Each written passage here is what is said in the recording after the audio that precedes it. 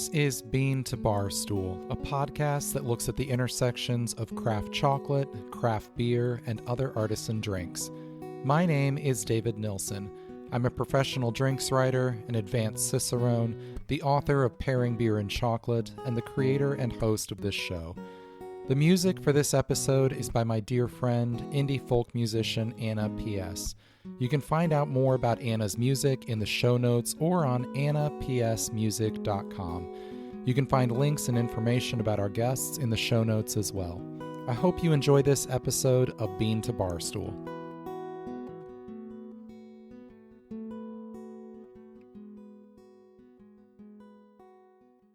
Hey everyone. We are deep into fall here in Ohio. As I record this, it is raining and about 50 degrees outside, and most of our leaves have changed. It is finally cozy season, and I am here for it.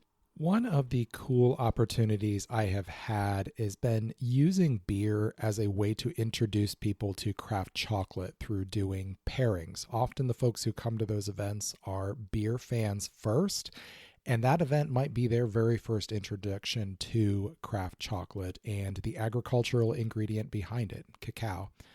Today's guest uses craft chocolate as a way to introduce people to a subject they might feel some trepidation around, chemistry.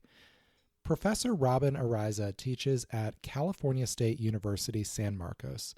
She's the C-STEM Outreach and Mentoring Fellow, a lecturer in the Department of Chemistry and Biochemistry, and a C-STEM Professional Mentoring Program Faculty Director. And she teaches a class called The Chemistry of Chocolate, which was first created by her colleague, Dr. Jackie Trischman, about a decade ago. The important thing about this class is that it's not really intended for chemistry students. It's a gen ed course for non-STEM majors, and it's intended for folks who might be intimidated by chemistry. But who's intimidated by chocolate? I met Robyn through our mutual friend, Jorge Torres. Jorge took Robyn's chocolate chemistry class, and he's been a longtime listener and supporter of Bean to Barstool. Full disclosure, he's one of our Patreon supporters as well. Jorge reached out to me a while back to share his excitement about this class and about the unexpected way Robyn's research has overlapped with our interests here at Bean to Barstool. She ran a study a few years back looking at caffeine and theobromine levels in coffee and chocolate beers, respectively. My curiosity was obviously piqued by that. Robyn was kind enough to sit down with me to talk about her research, but primarily to discuss her innovative chemistry of chocolate class and how chocolate and the sensory process can be used in an educational setting to make a complicated subject more approachable. Later on, we'll hear from Jorge about his own experience as a student in the class, but for now, here's Robyn. She starts out by telling us how she got into chemical biology.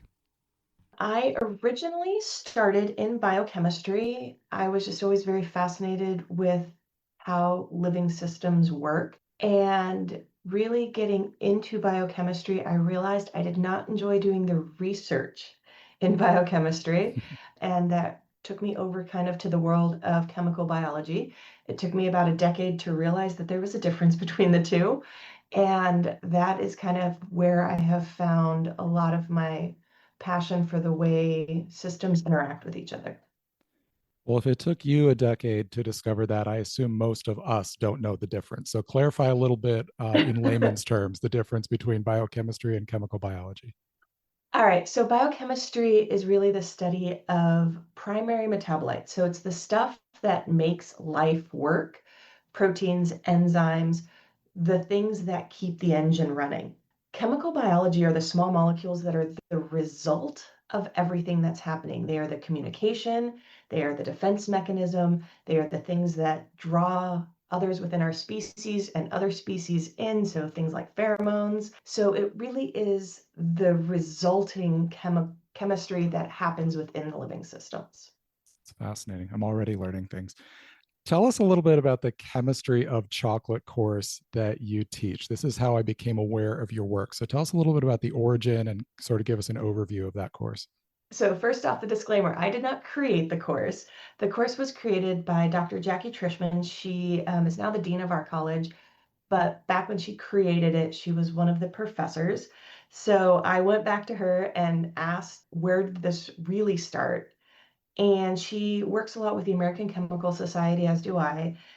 And years ago, about a decade ago, she did a workshop with Dr. Howard Peters on chocolate chemistry. And it was just a 1 day workshop, but that sparked this idea of turning it into a course. And we really had the decision to make, did we want to make it a course for our majors, a special topics course for chemists, or did we want to use it as more of an outreach course to get to the students who are afraid of chemistry or think that they hate chemistry?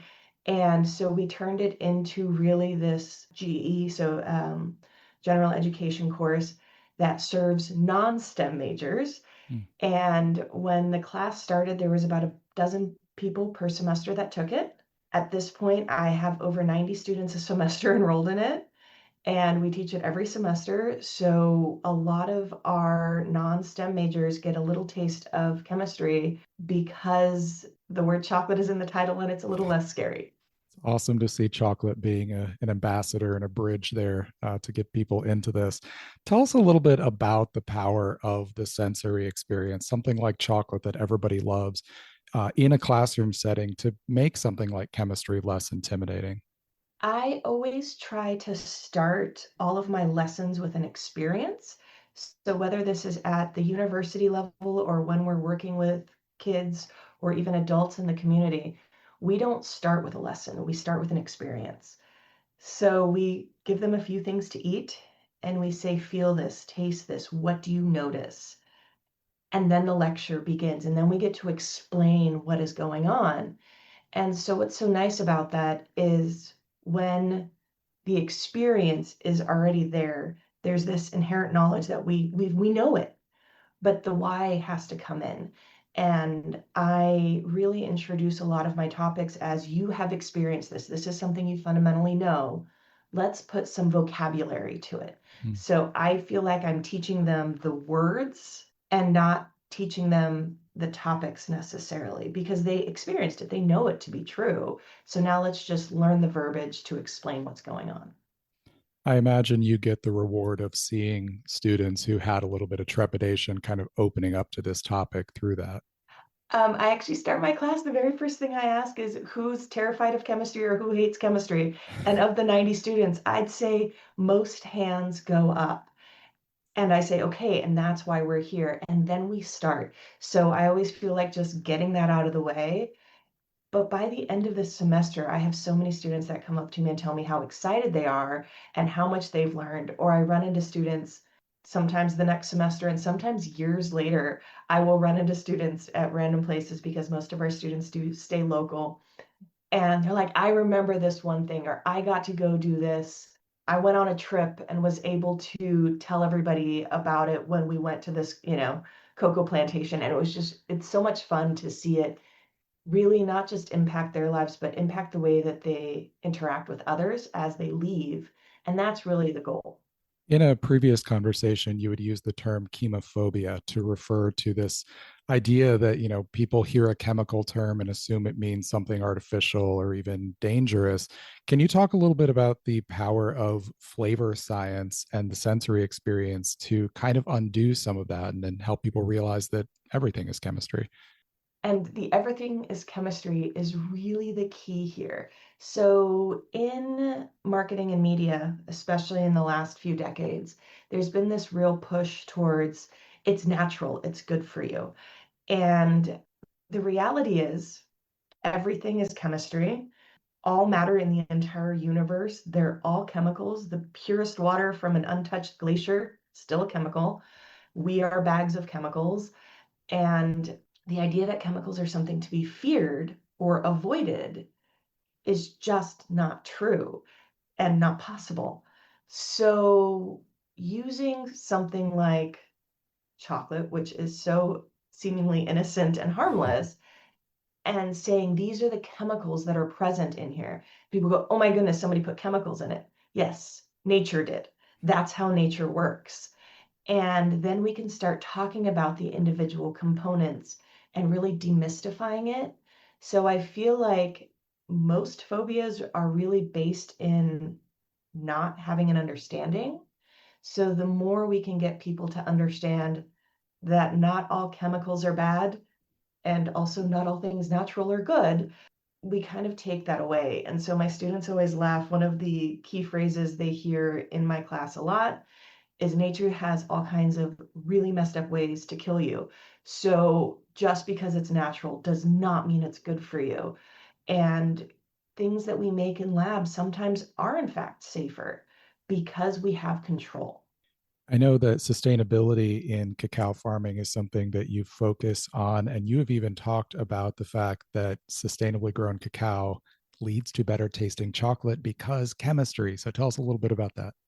Yes.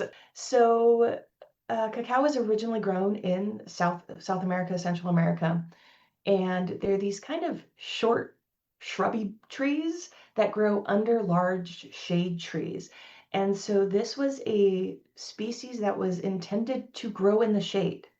The problem is it is very hard to harvest that. And what kind of modern farming has done is they clear giant areas of rainforest very unsustainably. They burn it down and then they plant rows of the trees out in the sun. So there's two things that are happening there. Cacao that is grown directly in the sunlight increases certain compounds that are typically very bitter. And that's why South American chocolate tends to be much less bitter than chocolates that are grown in West Africa, for example, because of the amount of sunlight they get. The other thing is the soil. When these trees are grown around other trees, the soil is healthier. So there's a whole rhizosphere. So there's this whole soil bacteria issue that happens. And healthy soil leads to better tasting fruit. And if you take all of those other trees away, you really decrease that biodiversity. The soil dies off. And then the only way to keep the plants alive is through chemical fertilizers. Those fertilizers might help the trees get bigger, but they don't help the flavor components. And so you end up with less flavorful, more bitter chocolate from these large, unsustainable plots versus the things that are where they're supposed to grow. So sustainably grown chocolate actually ends up tasting better. Everybody goes, but I don't want to pay that much. You actually taste the difference though. And you're not ruining the environment, which also is a bonus. So we can look at finished chocolate, and I mean, is there chemical analysis or something you can do to say this is how this is different and why this tastes better?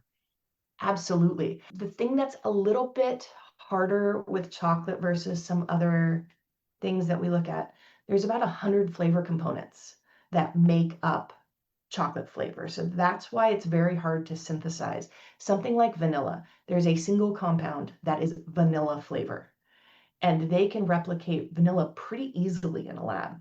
Artificial chocolate flavor is one of the hardest things because it has so many components to it and they've never really gotten it right.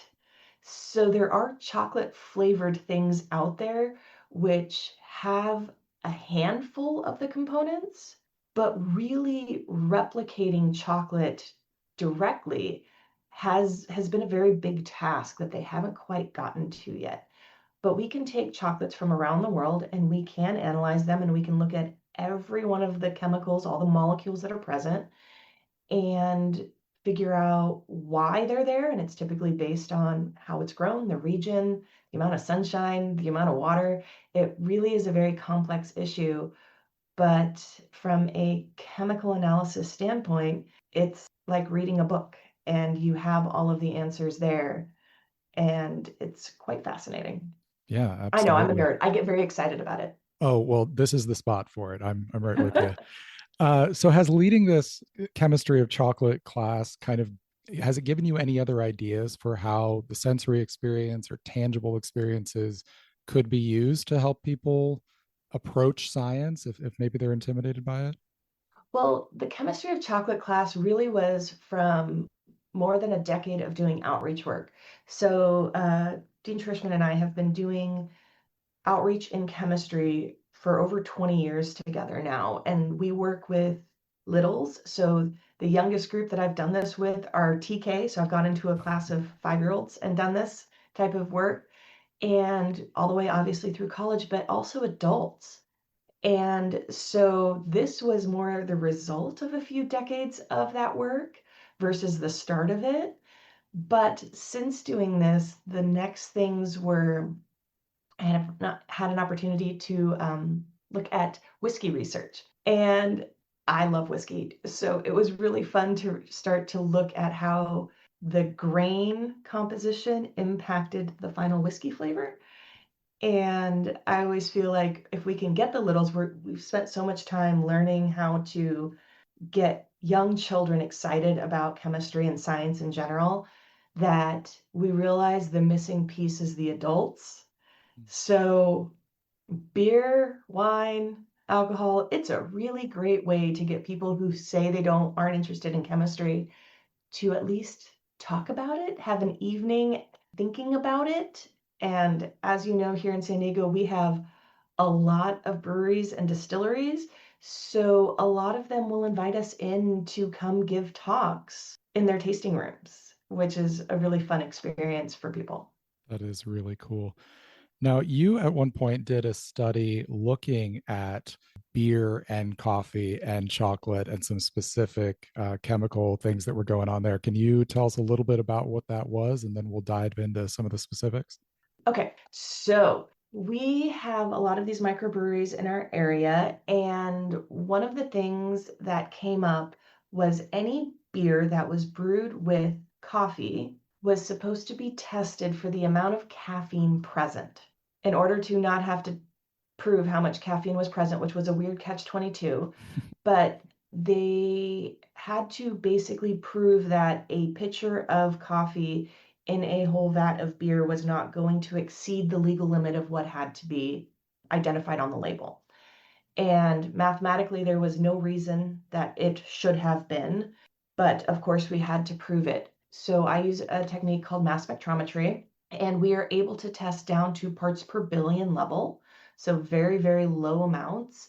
And we went to a lot of the local breweries. There was one that approached us, and then we ended up trying this technique for a handful of other breweries as well. We took their beer that was brewed with coffee, and we just tested the amount specifically of caffeine, and we were able to tell the difference between caffeine and theobromine for the chocolate ones.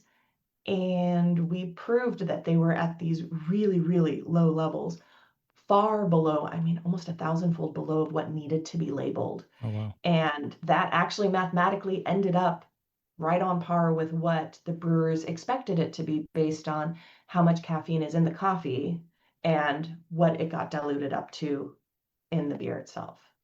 So that was breweries that were adding coffee directly, or I mean, did that encompass when they're steeping coffee beans and things like that? We did not look at technique that much. We really focused on anybody who, because the FDA regulation was if it used coffee anywhere in the process, Mm, they had to test for caffeine.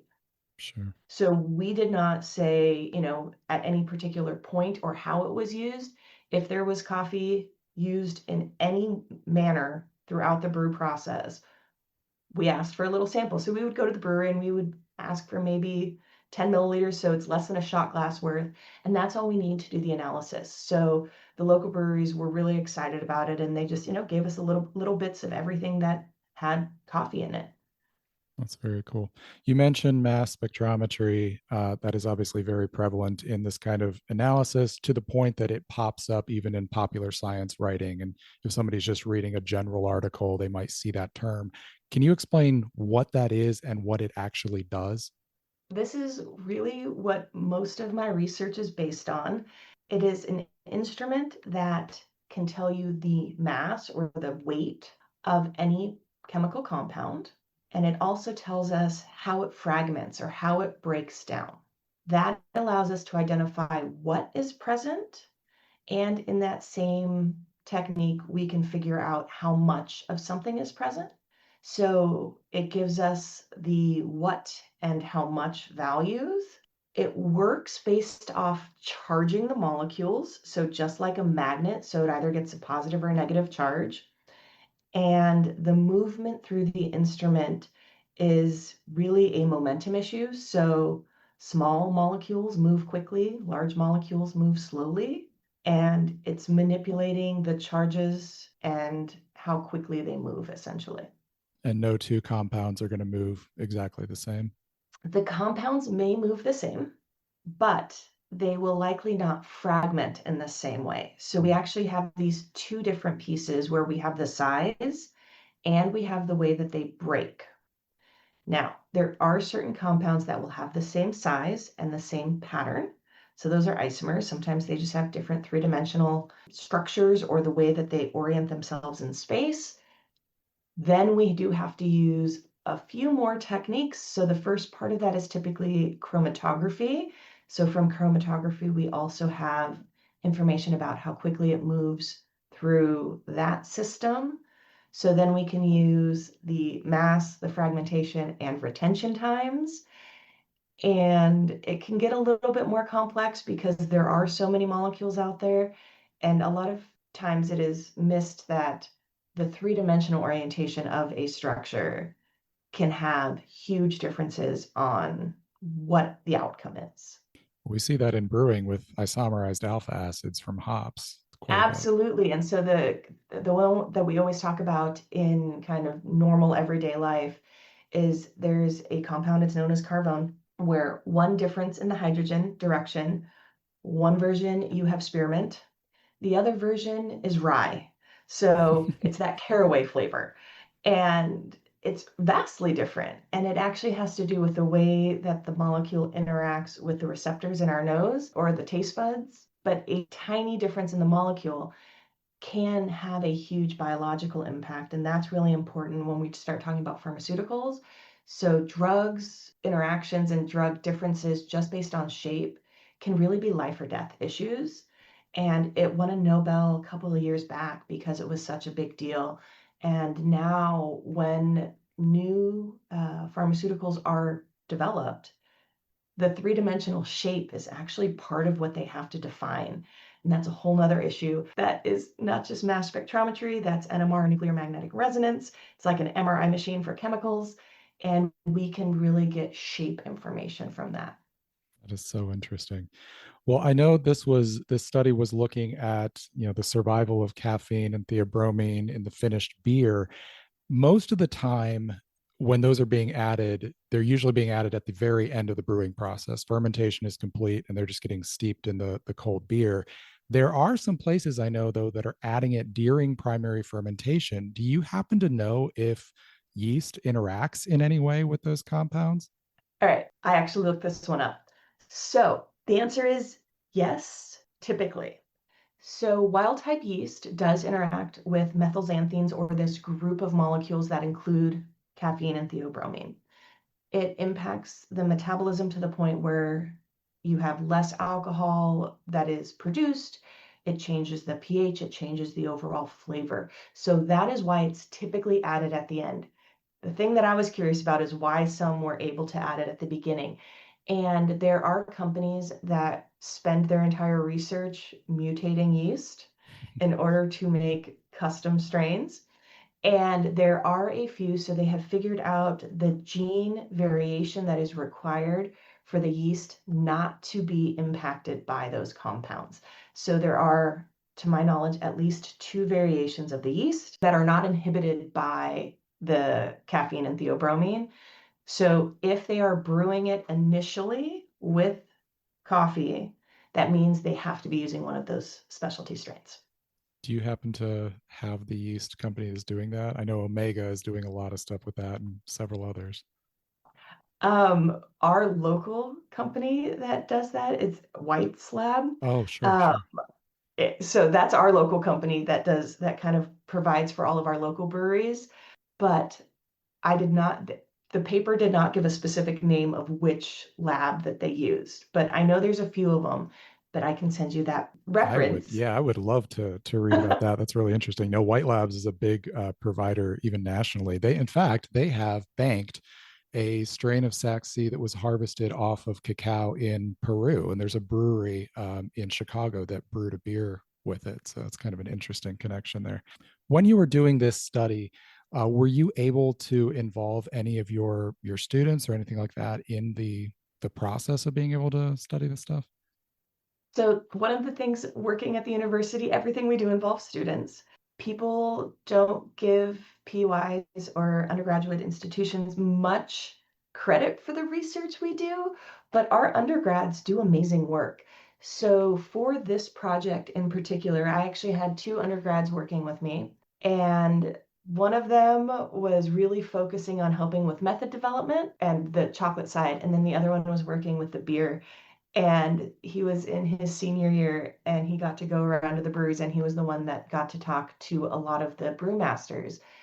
So he did not realize that going into a brewery and pitching the project and asking for just a little thimbleful of beer, because he wasn't asking for, a whole free beer. He was really asking for a small amount.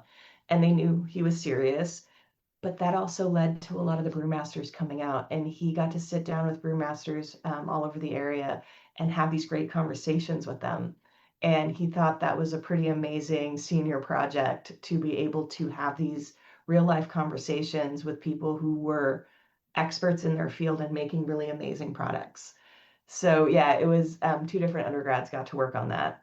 That is very cool. Well, this is helpful to me because when I have led tastings with coffee beer, I always get asked if there's caffeine in the beers. Is something they have to, worry about in terms of staying up too late. So Right. And the answer is yes, but it's significantly less than a cup of decaf coffee.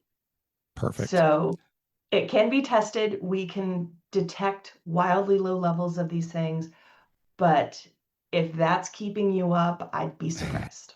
Yeah. Well, the last thing I always like to ask my guests, usually chocolate makers or brewers, is about what story their product is telling. I'm curious from you, what story do you feel like the chemistry of foods like beer and chocolate is telling us? I think the biggest story is first off, chemistry is tangible. It's not something that is an obscure thought for classrooms. It's everything around us. We experience it, we know it intuitively just by eating and drinking and being alive. Chemistry is a part of everything we do.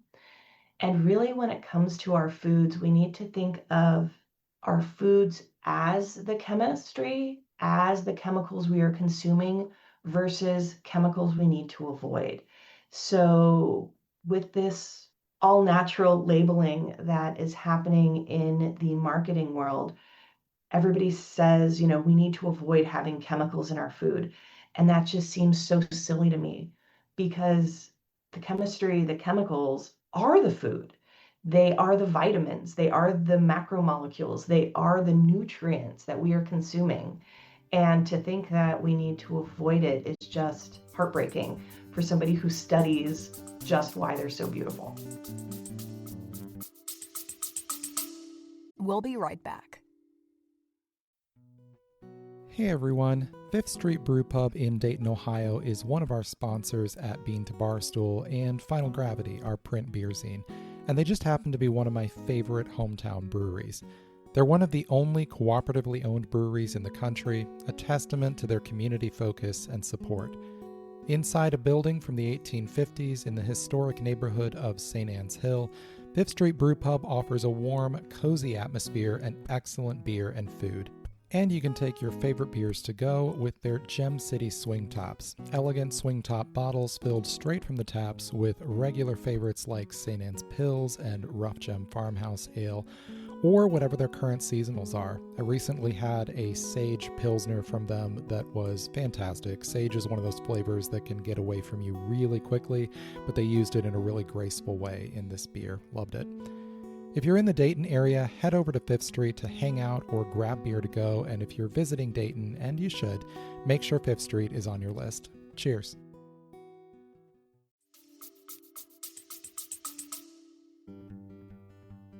Everything is chemistry.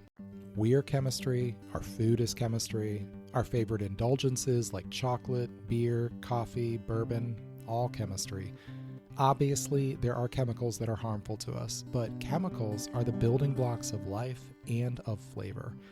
I'm grateful to folks like Robyn who help demystify them for us so we can see the beauty of the science behind the foods we love. Jorge Torres was part of the majority of Robyn's students in her chemistry of chocolate class, who was not a STEM major. He is, however, a fan of craft beer and now craft chocolate, and he sees using chocolate like this in an educational setting as a great way to break down barriers. Jorge and I recently talked about the class, his burgeoning enthusiasm for chocolate pairings, and his own sensory projects for homework for the class. We should all be so lucky to taste chocolate and beer for homework. At the outset, he shares his impressions of Robyn's course. It was a good time. I'm an enthusiast about food science, beer, and chocolate now as well. A big takeaway was just taking a closer look at the challenges and sustainability, shining a light on some of the macro chocolate makers, potential complicity in unethical sourcing of their chocolate, but also looking at just the fundamentals of the science too. It starts off with ethics, but you move into the science and more of the fun, sexier parts of the chemistry of chocolate afterwards. And I think a huge takeaway for me was like a rule of thumb when I'm looking at the back of a bar of chocolate or any kind of product, is it alkalized or not? That was like such a fundamental like safeguard for myself. There's a lot of other things to consider, obviously, but like from a basic consumer standpoint, that helps a lot with understanding whether or not it's going to impact the flavor profile, or if I need to mix it with milk, or if I can mix it with water, like how it's going to play with other things as well. Stuff like that was a huge takeaway for me. And then considering the different origins of the actual cacao itself and how that affects the flavor, that's something I'm still have a lot of work to do on personally, as far as learning how to approach flavor profiles when I'm doing things like chocolate pairing or just individual chocolate tastings. But that's probably three of the big points that I hold on to.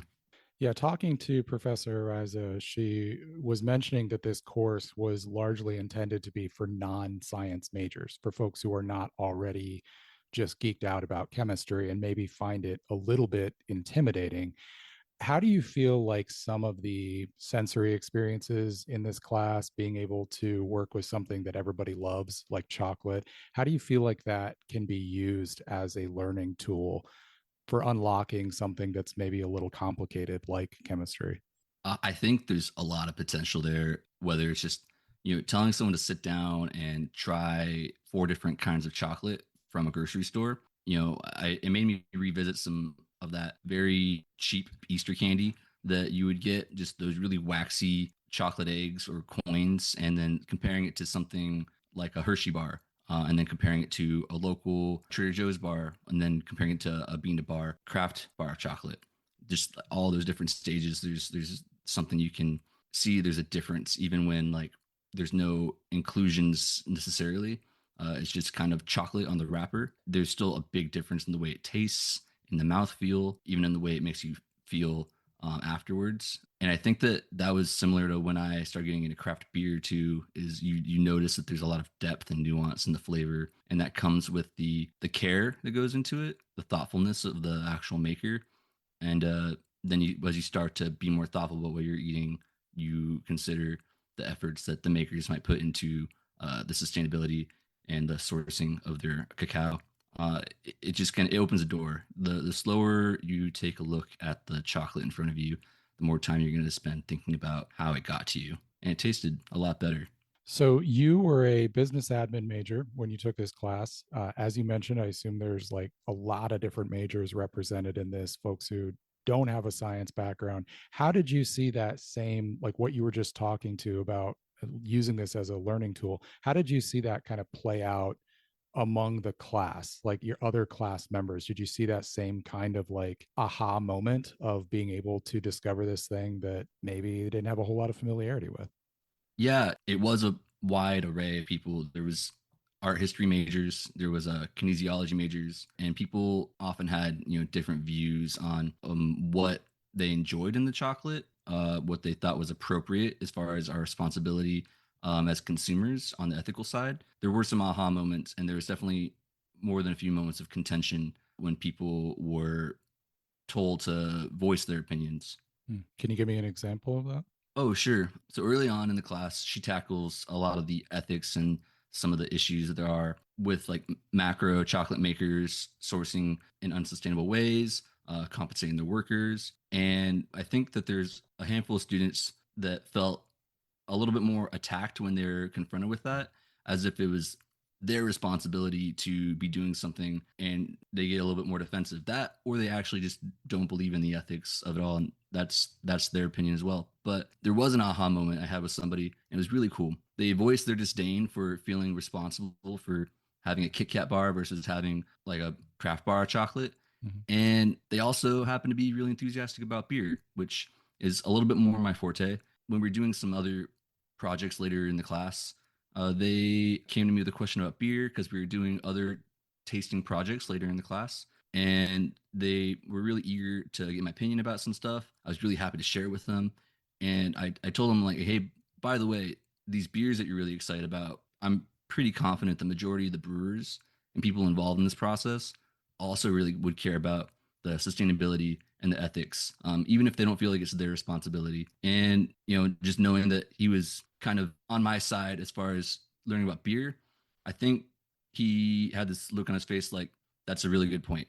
And he was really kind about it all. He didn't say anything too negative or aggressive regarding the ethics for the rest of the class. And we would chat about beer every now and then in class also. So I felt like a really good moment that was a little parallel to chocolate specifically, but definitely a way in to reconsider the way it all affects consumers and the makers and the workers overall. Yeah, that's great. That's really cool. So, how have you seen your interest in craft chocolate grow because of this class? It gave me a really good reason to focus my time and effort on wanting to dive a little bit deeper into chocolate. I'd been listening to your podcast for a while, and that had already put that was why I was thinking about chocolate as I was getting into beer. But because I was so interested in food science and I took her class, I was able to spend time that I would normally be spending on other college assignments to have that intersectionality and focus on chocolate. And for one of our final projects, I did a chocolate and beer pairing with a local craft beer and some local chocolate. And I was really happy with the opportunity to approach it, both from a creative side and from just a organized and structured science kind of side. It let me think about tasting in those fundamental ways, pairing in those fundamental ways, when sometimes you can kind of get lost in some of the bigger, bolder things going on with beers and chocolates and the inclusions. We'll be right back.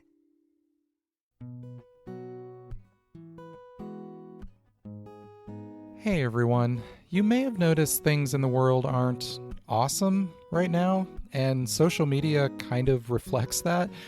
I built a lot of the following for Bean to Barstool and just for my own writing career on Instagram, but I've been getting significantly lower returns in terms of engagement on Instagram, and well, some of their recent changes don't have me thrilled for the future. So here are some ways to keep up with Bean to Barstool if Instagram and other social media platforms don't prove to be long-term viable solutions.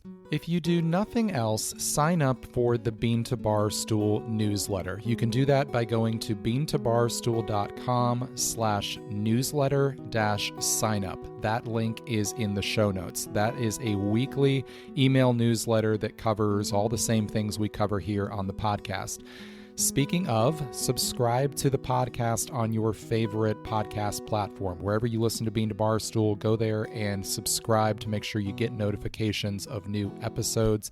If you're a proud millennial like me and you still use an RSS feeder, you can also subscribe to our blog posts, which come out at least weekly. Also, if you are still on social media but don't love Meta right now, you can check me out over on Blue Sky. I'm on there under my personal account at David Nilsson Beer, but I do post all the Bean to Barstool content over there as well.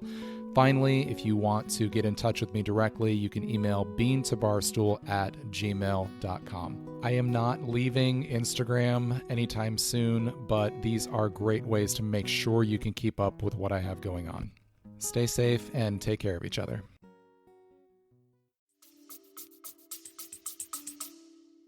So I'm curious, what was the science component of that? Like, how did you see a scientific understanding of beer or chocolate playing into how you were creating those pairings?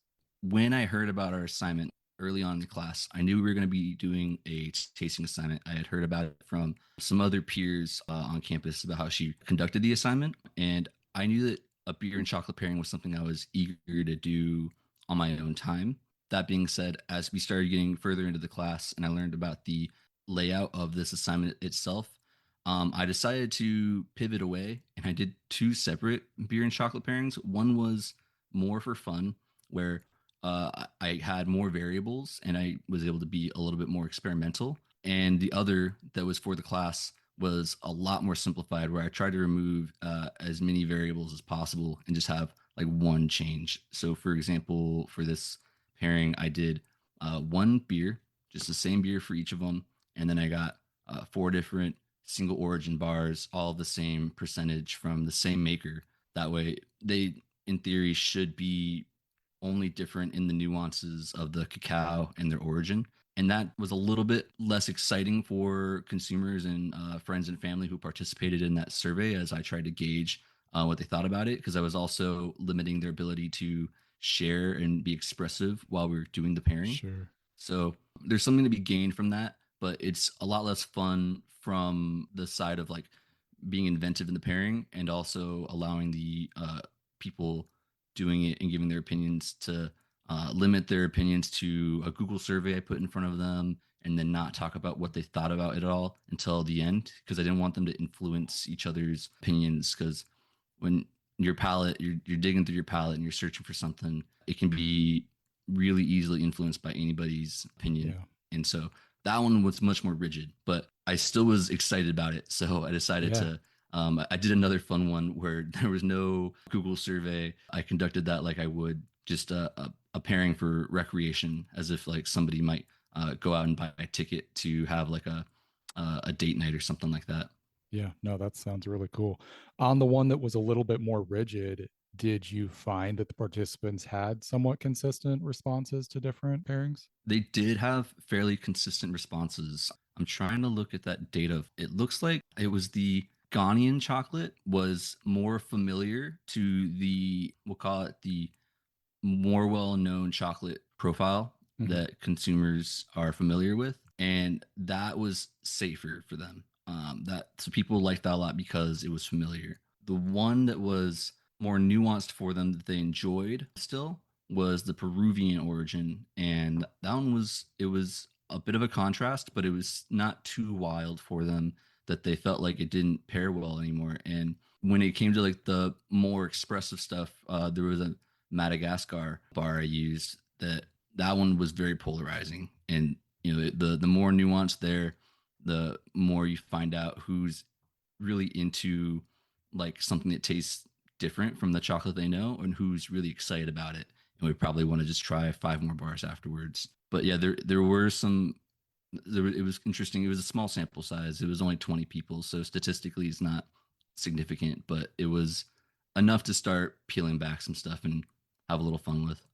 I mean, I would say just from general patterns of what I would expect from those origins, those results make perfect sense. I mean, even as a small sample size, that is that progression that I would expect from Ghana to Peru to Madagascar. So that sounds like you had a good group there to work with. Did that carry over to when they were actually pairing with the beer, or was that more just them tasting the individual bars? It did. When they were doing the actual pairing, the good news is they, you know, I was happy with the pairing in general, that it worked generally well with chocolate. It was a safe coffee porter, and they still enjoyed the Ghanaian one a lot. But because it was already in that like safe space of what tastes like familiar chocolate, it did well and fine with the beer. But the Peruvian blend again had just a little bit of a complexity to it that allowed them to find it again when they were drinking it with the beer. It didn't all meld together. They could tell when the chocolate was popping up again as they were enjoying them together. So that one ended up, that's what pulled it over the line, was a slight nuance from the Peruvian. And so that was cool. It did carry over. There's 4 origins that we use, and I'm trying to remember the one that I didn't mention yet off the top of my head. It was the Ecuador. Sure. That one was middling. People were not as excited about that one for whatever reason, and I think I need to revisit it now just so I can rethink why that one was not a favorite for almost anybody. Yeah, that's interesting. That's so fun. You're right. I mean, it is more fun usually to be able to talk and exchange ideas, but just from a learning standpoint, it is kind of fun to think about doing this in a rigid way and getting kind of raw responses that aren't influenced by maybe the louder voices in the group, and everybody's actually coming up with their answers. That's a lot of fun. I don't know if that's something that, if there's a lot of opportunities for me to incorporate it, but now I'm trying to think of how I can, sucker a group into doing that with me. Yeah. It's especially fun for people who are also excited about food science or tasting, and understand those, like, that you don't want to be influenced in your palate. Every now and then I'll be tasting a beer or anything. Someone's like, "Hey, try this out," and I'm like, "Okay, don't tell me anything. Just let me try and do it, because I want to find out if I take a wild swing, if I was close, or if I'm just way off." And that's me, so I can't speak for everybody. That's hard to sell to other people.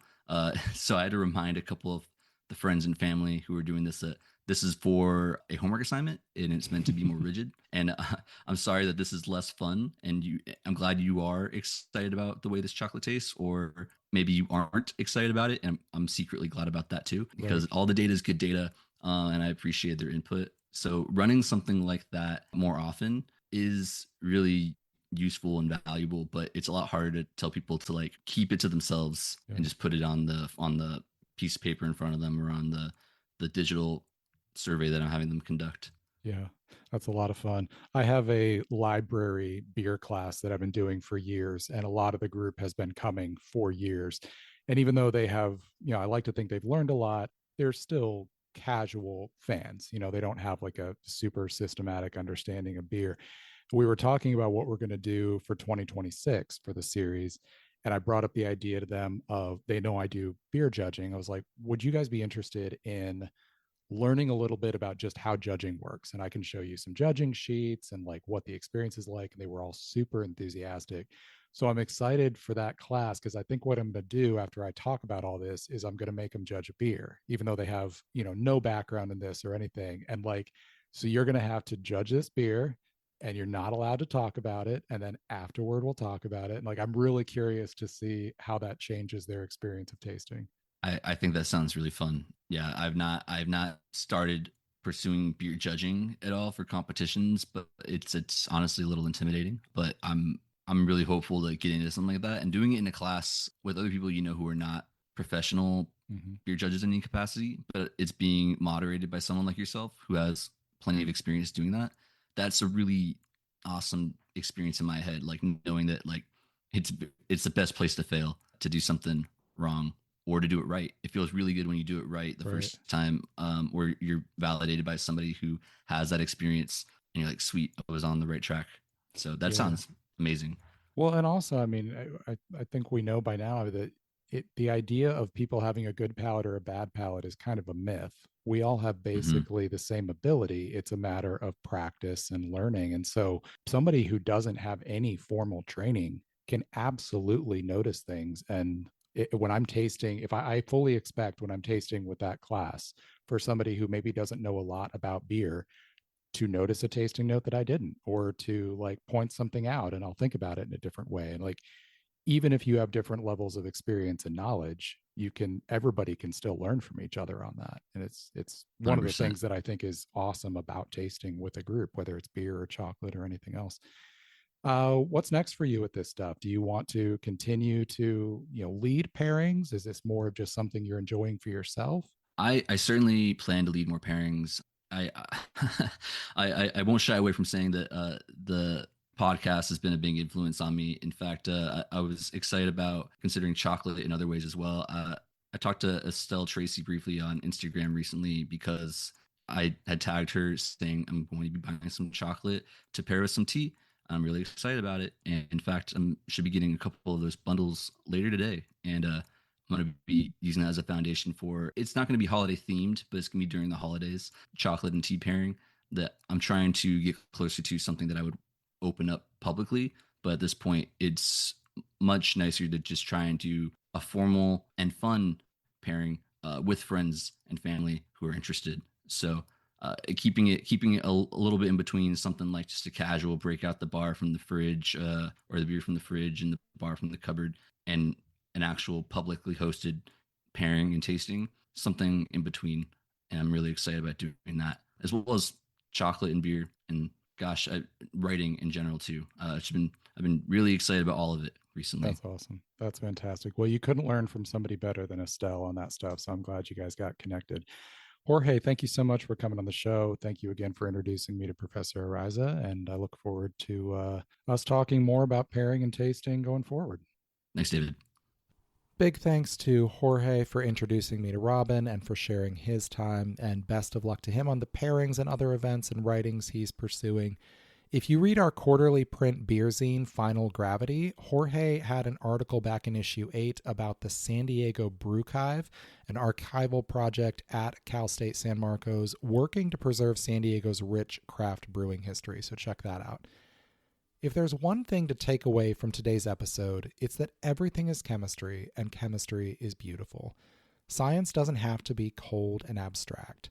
It works, and it's real, and we need to trust experts when it comes to things like medicine and climate, even if we don't understand it all. But science doesn't have to be hands-off, and we don't have to be intimidated by it. Your favorite bar of craft chocolate, your favorite beer, your favorite wine, they're chemistry projects, and we are lucky enough to have chemical senses of taste and smell that allow us to interface with the natural world. Our thoughts, emotions, memories, and imaginations can be stimulated by flavors and smells, bridging our higher selves and our physical selves in often ineffable ways. And it's all chemistry. Thanks to Robyn and Jorge for coming on the show today. Thanks to all of you for listening. I hope you enjoyed this episode of Bean to Barstool.